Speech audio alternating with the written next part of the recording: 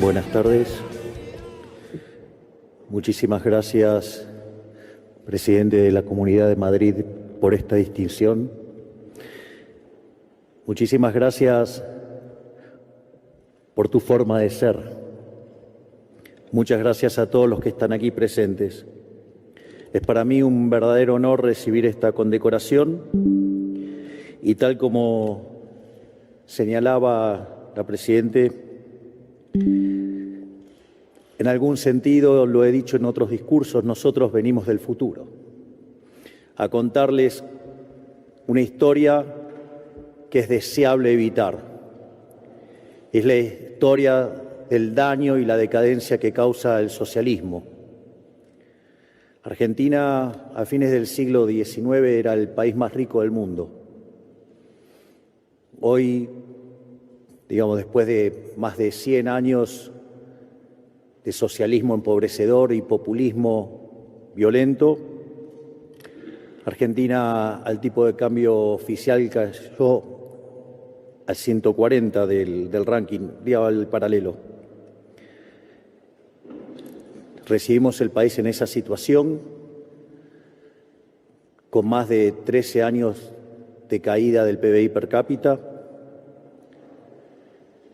más de 50% de pobres y una situación escandalosa donde un país que produce alimentos para 400 millones de seres humanos, donde la presión fiscal sobre el sector productor de alimentos es del 70%, es decir, que el Estado se queda con el alimento de 280 millones de seres humanos, hay cerca de 5 millones de argentinos que no les alcanza para comer.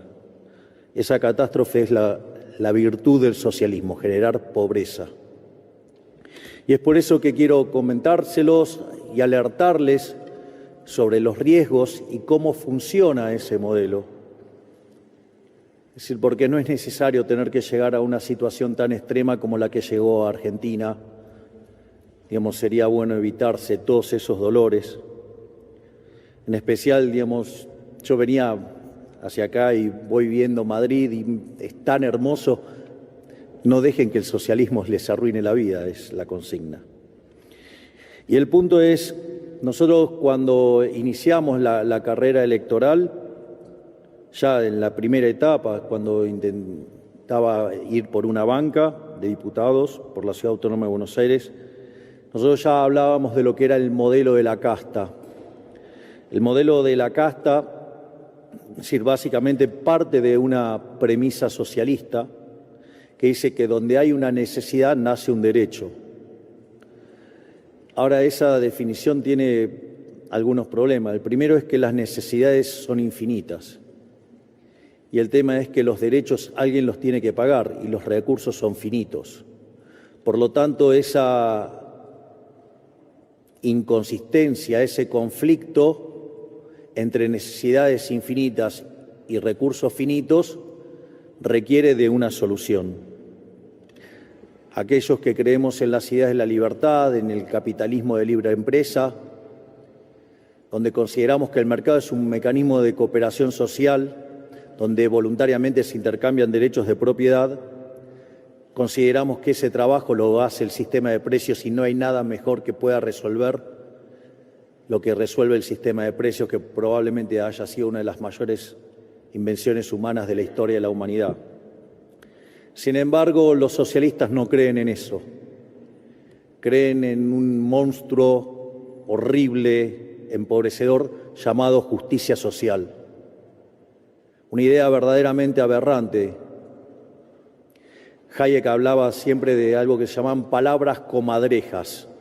Cada vez que ustedes le ponían algún adjetivo a algo, destruía el sentido original de la palabra.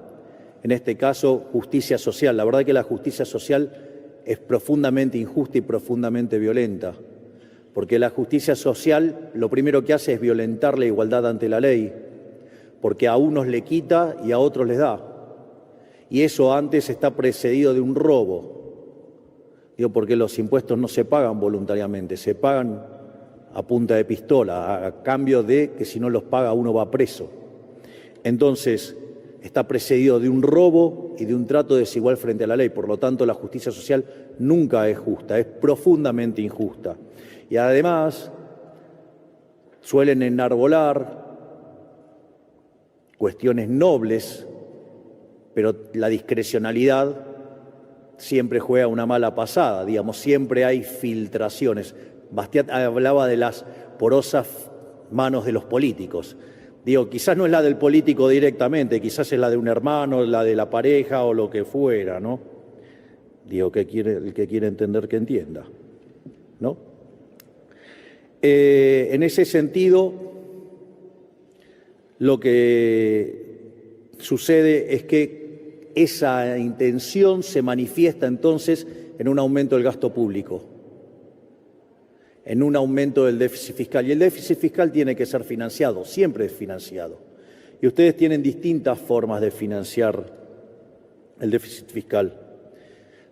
La forma que usa el político más desalmado y más populista y más salvaje, más mentiroso, es el endeudamiento.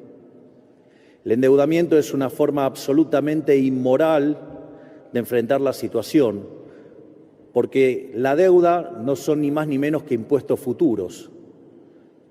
Entonces quiere decir que la fiesta del presente está siendo pagada por el trabajo de personas en el futuro, digamos, personas que no votan, personas que todavía ni siquiera nacieron. Es decir, es profundamente inmoral. Es decir, están financiando la fiesta del político populista hoy a cambio del esfuerzo de generaciones que ni siquiera pueden manifestarse en las urnas. Además, no es gratis eso tampoco, porque cuando ustedes recurren al endeudamiento de manera pronunciada, eso también tiene implicancias en la tasa de interés que se paga, y al pagarse mayores tasas de interés porque la economía, el fisco empieza a ser más riesgoso, eso tiene una contraparte claramente negativa en una menor inversión, en un menor nivel de capitalización y por ende en salarios reales menores, o sea, en peores niveles de vida. Es decir, termina operando como un freno al crecimiento económico, y cuando esta situación queda desmadrada, digamos, además genera estancamiento y decadencia. Digo, no en vano Argentina utilizó esta herramienta y Argentina fue, digamos, llegó a ser el máximo defolteador de la historia moderna.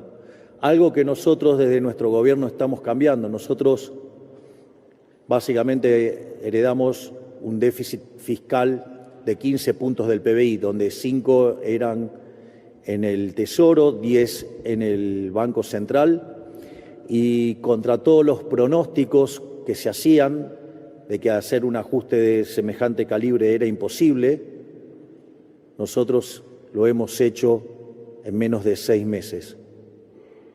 En menos de 6 meses no solo logramos el equilibrio financiero en el Tesoro, sino que también tenemos prácticamente terminado el déficit cuasi fiscal del Banco Central.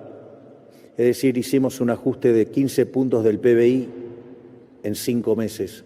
Es decir, es el ajuste más fuerte en la historia de la humanidad. Y eso nos permitió empezar a lograr, a desacelerar la inflación, porque no necesitamos más financiar el déficit con emisión de dinero, y la inflación, que cuando nosotros asumimos viajaba a un ritmo del 17.000% anual, la inflación mayorista era 54% mensual, eso anualizado da 17.000, en la última observación fue del 3,5%, es decir, el equivalente a 50% anual. Es decir, sigue siendo un número aberrante, horrible, pero respecto al 17.000 que nos dejaron es muchísimo menos y es un logro enorme. No solo eso, sino que otro mecanismo que utilizan los políticos cuando ya se quedan sin acceso al financiamiento vía deuda es utilizar la emisión monetaria. Argentina, desde que creó su Banco Central en el año 1935, le quitó 13 ceros a la moneda, podríamos quitarle 3 ceros más. Argentina tuvo 2 hiperinflaciones sin guerra. Argentina padece crónicamente un problema de inflación. Y eso también es importante tenerlo en cuenta, porque una de las influencias más nefastas que ha dejado el keynesianismo es creer que, digamos, la inflación depende de cualquier cosa menos de la emisión de dinero. Es decir, ustedes si pasaran por Argentina se van a encontrar con un montón de economistas diciendo que la inflación es multicausal. Y la realidad es que la única causa de la inflación es la emisión de dinero. Es decir, cuando ustedes generan un exceso de oferta de dinero, ya sea porque emiten dinero o porque cae la demanda de dinero o pasan las dos cosas a la vez, eso hace que pierda el poder adquisitivo de la moneda y todos los precios de expresión de unidades monetarias suben. De hecho, nosotros hemos emprendido de cortar el financiamiento del fisco, digamos, no emitimos más para el sector fiscal y además esterilizamos la compra de divisas por otra ventana. Tenemos algunos temas todavía pendientes de resolución con los pasivos remunerados, pero en principio vamos camino a una situación de emisión cero para terminar definitivamente con la inflación. De hecho, cuando tengamos totalmente saneado el Banco Central, a partir de ese momento vamos a enviar una ley donde emitir dinero sea un delito y ese delito sea un delito de lesa humanidad. Y si se emite dinero va a ir preso el presidente de la Nación, el ministro de Economía, el presidente del Banco Central, todo su directorio y diputados y senadores que aprueben esas medidas. Y como va a ser un delito de lesa humanidad, automáticamente si viniera otro gobierno y cambiara esas leyes, siempre va a volver algún liberal y los va a meter presos. Así es que, digamos, también vamos a terminar definitivamente con la inflación en la Argentina. Entonces estamos terminando con el déficit fiscal, con el cuasi fiscal y estamos terminando con la inflación. Y se están viendo los frutos porque después de haber pasado el peor momento durante el primer trimestre del año, hoy empiezan a haber indicadores de actividad que empiezan a mostrar mejora. Los índices de difusión ya superan el 50%, es decir, la cantidad de sectores que están expandiendo ya supera el 50% y los indicadores líderes ya hace más de 2 meses que empiezan a mostrar registros positivos. Es decir, que en definitiva se puede hacer. El otro mecanismo que utilizan los políticos es subir los impuestos. Y cuando ustedes suben los impuestos, en el fondo no es ni más ni menos que una expropiación. En el fondo lo que están haciendo es matar el crecimiento económico, están violentando el derecho de propiedad. Y si ustedes violentan el derecho de propiedad, no hay incentivos para ahorrar, no hay incentivos para invertir y por ende la economía se estanca. Todas estas aberraciones en Argentina hace más de 100 años que las padecemos y han generado esta tremenda decadencia como pocas veces vista en la historia de la humanidad. Pero afortunadamente los argentinos despertaron a las ideas de la libertad, despertaron y entendieron que no se sale más con populismo, se sale con responsabilidad, se sale con capitalismo, ahorro y trabajo duro, diría el profesor Ancho Bastos. La salida es el liberalismo.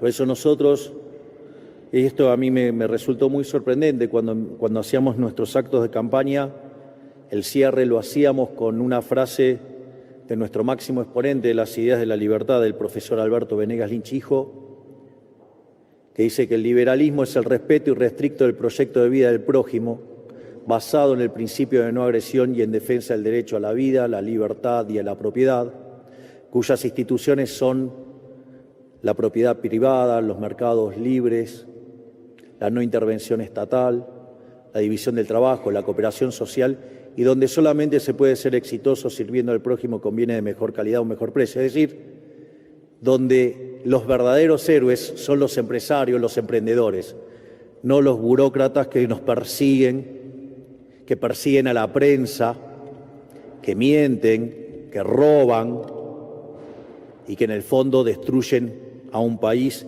y sobre todas las cosas producen un daño mucho más complicado que deteriora el tejido social, porque el socialismo está basado en la envidia, en el odio, en el resentimiento, en el trato desigual frente a la ley y si es necesario no tienen problema en recurrir al asesinato, porque donde se aplicó el socialismo de manera pura fue un fracaso en lo económico, en lo social y en lo cultural y nunca se olvide que asesinaron a más de 100 millones de seres humanos.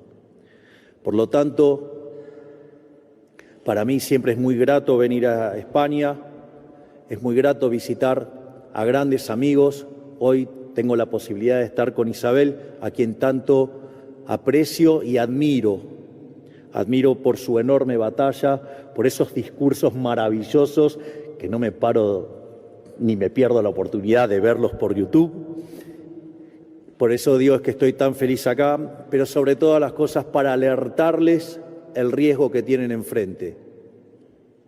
Porque además cuando el socialismo entra a calar, entra a jugar la lógica de camino de servidumbre de Hayek. Es decir, cada vez que se hace una intervención, el funcionamiento es peor y por ende eso lleva a más intervención. Para finalizar, quiero contarles dos frases, una de Mises y una de Hayek. La frase de Mises dice que el conocimiento en economía lleva al liberalismo, y una frase de Hayek que dice que si los socialistas entendieran de economía, no serían socialistas. Bueno, parece que una de las excepciones que hacen a la regla la tienen ustedes con el señor Sánchez, que evidentemente, digamos, a pesar de haber estudiado economía, o no entendió, o, digamos, le gusta mucho el Estado para llevarse puestos los españoles, pero tengo esperanzas de que estén despertando como despertó en Argentina. Yo recuerdo que cuando arranqué la campaña, en el cierre dije que yo no venía a guiar corderos, venía a despertar leones. Y parece que ese rugir desde un lugar alejado de Sudamérica empezó a llegar a todo el mundo, ya dio una lección a Europa recientemente y creemos que en el mundo volverán las ideas de la libertad, que son la única que traen prosperidad. Muchísimas gracias.